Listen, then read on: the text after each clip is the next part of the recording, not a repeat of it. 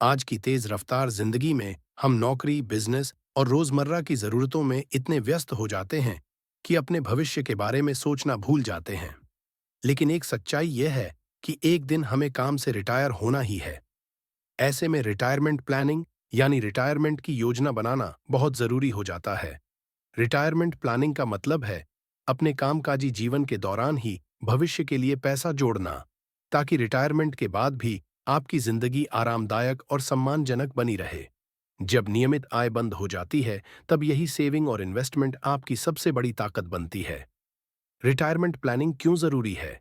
क्योंकि रिटायरमेंट के बाद मेडिकल खर्च बढ़ते हैं, महंगाई लगातार बढ़ती रहती है और उस समय कोई निश्चित इनकम नहीं होती।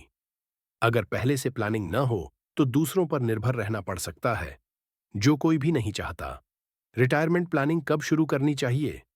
जितना जल्दी शुरू करेंगे उतना बेहतर। अगर आप 20 या 25 साल की उम्र में छोटी सी रकम से शुरुआत करते हैं, तो कॉम्पाउंडिंग की ताकत से वही पैसा भविष्य में बड़ा फंड बन सकता है।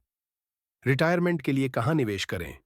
ईपीएफ और पीपीएफ जैसे सुरक्षित विकल्प, NPS, national pension system, mutual funds, खासतौर पर equity mutual funds, fixed deposit और रिटायरमेंट प्लान्स, इन सभी का सही संतुलन आपके रिस्क और उम्र के अनुसार होना चाहिए।